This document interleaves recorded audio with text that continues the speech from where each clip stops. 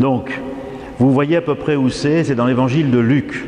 Est-ce qu'il y a un autre évangile où il y a ce texte ?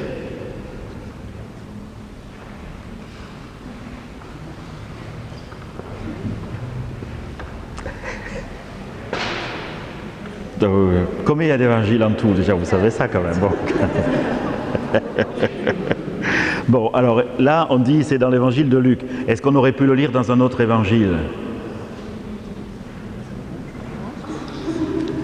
Réponse non. Parce qu'il n'y est pas. Il n'y a que là. D'ailleurs, il n'y a que dans 2 évangiles qu'on nous raconte l'enfance de Jésus. C'est Luc et c'est...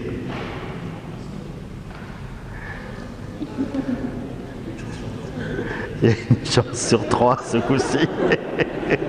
C'est Luc et c'est Matthieu. Et Matthieu, il ne parle même pas de ça, rien du tout. Rien du tout. Matthieu, il va nous parler des mages, vous voyez ? Mais Luc, non. Donc, vous voyez déjà, c'est intéressant de voir que chaque évangile construit ce qu'il veut nous dire. Donc là, on est chez Luc. Au chapitre 1, c'est marqué en gros. Qu'est-ce qui s'est passé avant ?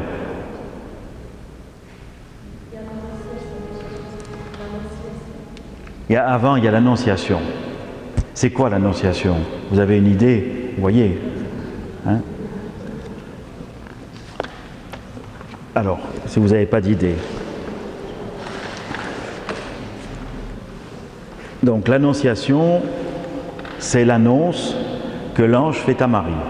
D'accord? Donc, Marie, elle habite où? Bethléem? Nazareth. Et pourquoi il est né à Bethléem alors?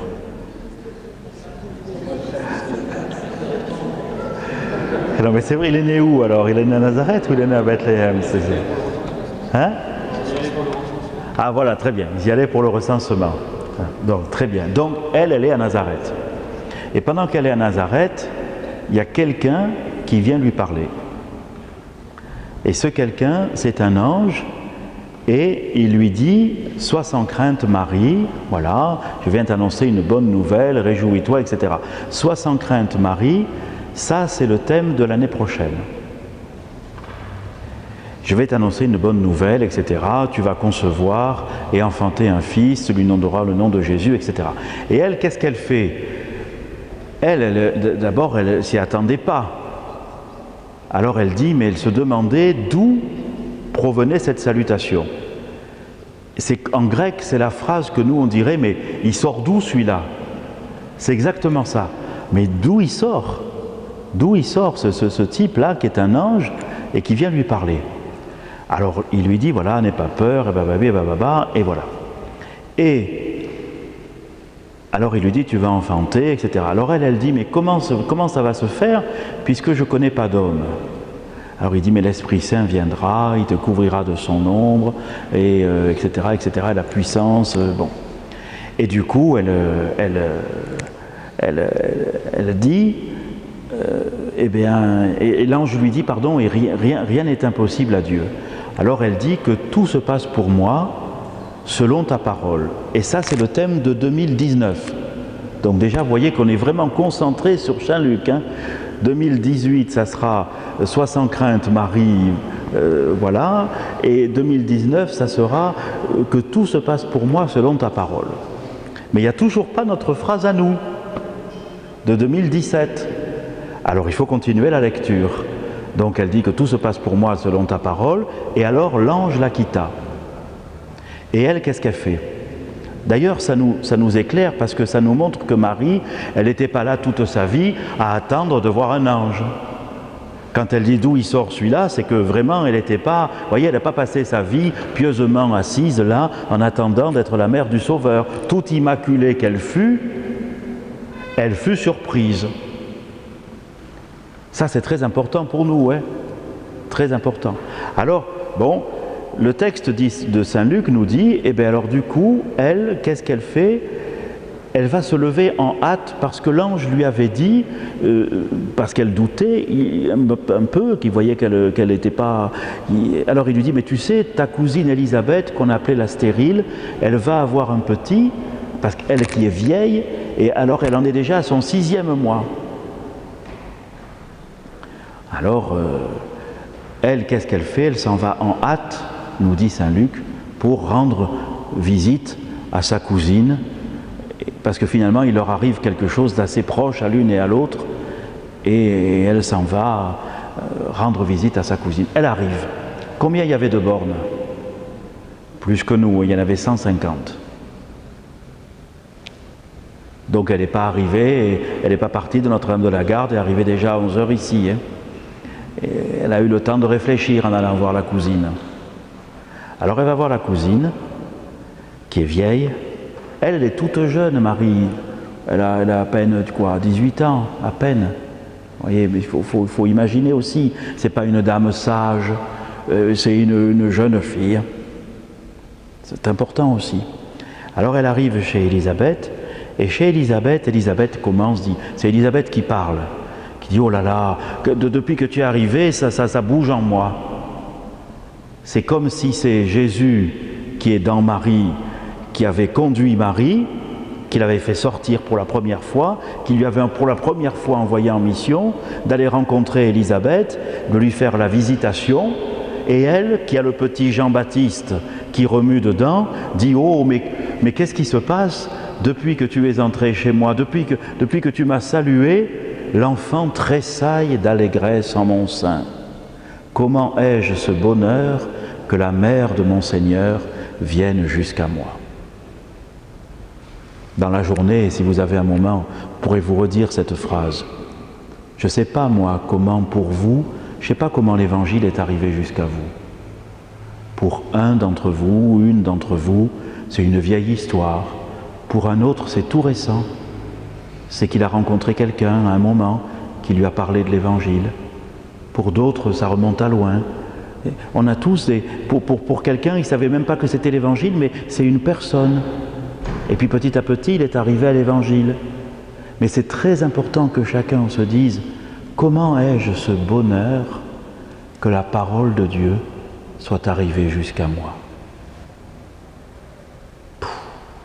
Surtout que si je me regarde, ce n'est pas à cause de mes mérites. Ce n'est pas parce que j'étais meilleur que les autres. Mais comment ça se fait que Dieu se soit débrouillé pour trouver le chemin pour arriver jusqu'à moi. D'autant qu'en plus, si je regarde un peu ma vie, c'est pas du premier coup, des fois, que je l'ai accueilli. Il avait déjà essayé une fois, puis moi, j'étais passé à côté. Il avait essayé une deuxième fois, autrement, parce qu'il est astucieux, le Seigneur. Et moi, ça ne m'avait pas intéressé plus que ça. Et puis une troisième fois. Et puis aujourd'hui, voilà que je suis ici. Comment ai-je ce bonheur que la parole de mon Seigneur soit venue jusqu'à moi? Si vous avez un moment dans la journée, posez-vous cette question et rendez grâce à Dieu. Rendez grâce à Dieu. Comment ai-je ce bonheur? Plus tard dans l'évangile de Jean, Jean dira, parce qu'il voyait que les autres ne comprenaient pas bien, il leur dira, Jésus dit, c'est pas vous qui m'avez choisi, c'est moi qui vous ai choisi, qui vous ai appelé, qui suis venu vous chercher pour que vous marchiez, que vous portiez du fruit et que vous en portiez en abondance. Et nous, on peut se dire, c'est vrai, je croyais que c'était moi qui t'avais choisi. Je croyais que j'avais fait des choix. C'est moi, dit le Seigneur, qui vous ai choisi, qui vous ai appelé. Toi, tu choisis quoi? Tu choisis de croire que tu as été appelé. Tu choisis d'accepter que je te choisisse. Voyez? Tu choisis d'accepter que je t'appelle.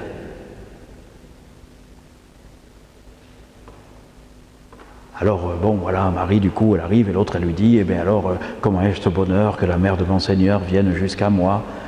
Et voilà, parce que le petit, il a commencé à tressaillir, etc. Et alors, l'une révèle à l'autre et l'autre révèle à l'une. C'est-à-dire, quand Marie entend Élisabeth qui lui dit ça, alors elle aussi, ça commence à tressaillir pour de bon. Et alors, c'est là qu'elle dit, page 11, « Mon âme exalte le Seigneur, Exulte mon esprit en Dieu mon Sauveur. Vous voyez, exalte, exulte. Ça veut dire que c'est des mots, il y a ex dedans, donc elle sort. C'est quelque chose, ça la fait sortir d'elle-même. Pas sortir de ses gonds, mais sortir d'elle-même, parce que c'est plus grand qu'elle. Voilà, mon âme exalte, mon esprit exulte. Voilà, vous voyez, c'est extraordinaire ce qui lui arrive. C'est une merveille.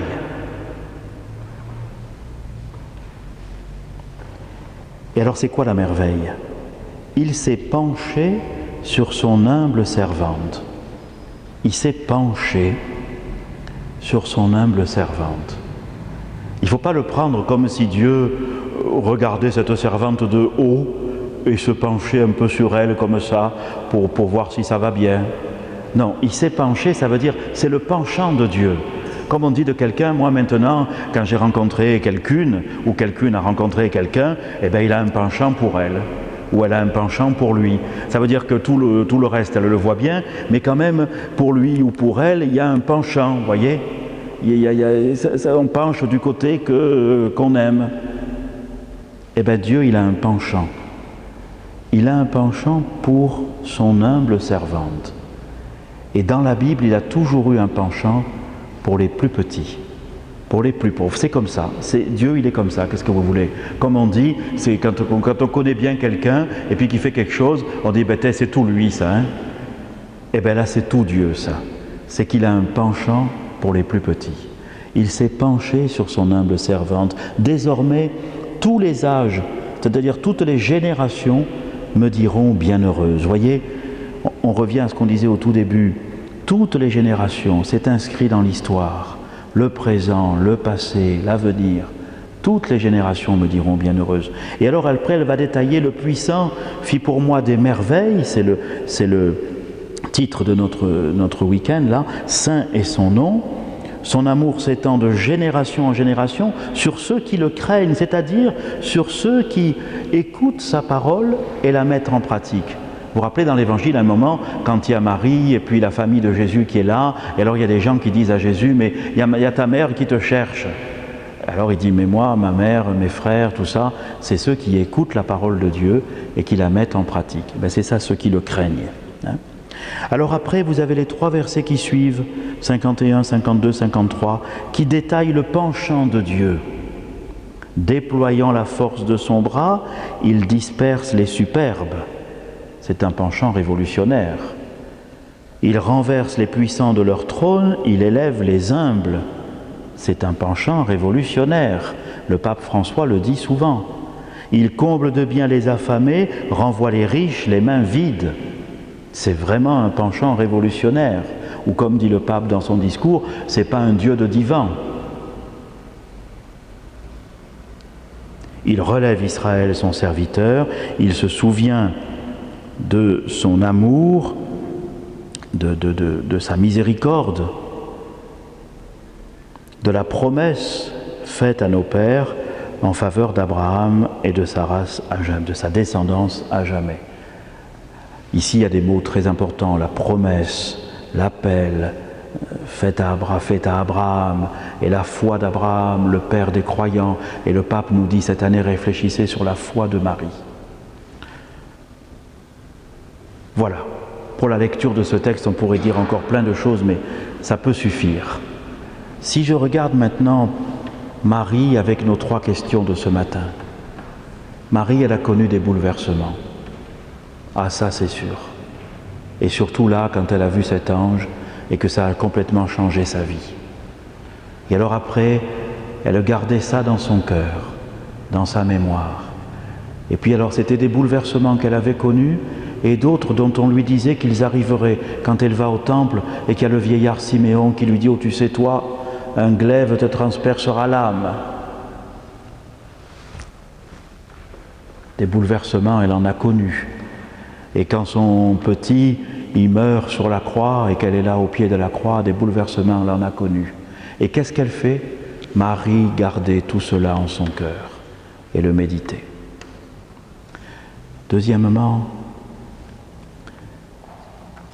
quand Marie, la conversion, eh bien Marie, sa conversion à elle, c'est de dire que tout se passe pour moi selon ta parole. Voilà. C'est comme ça qu'elle peut nous aider à changer notre vie.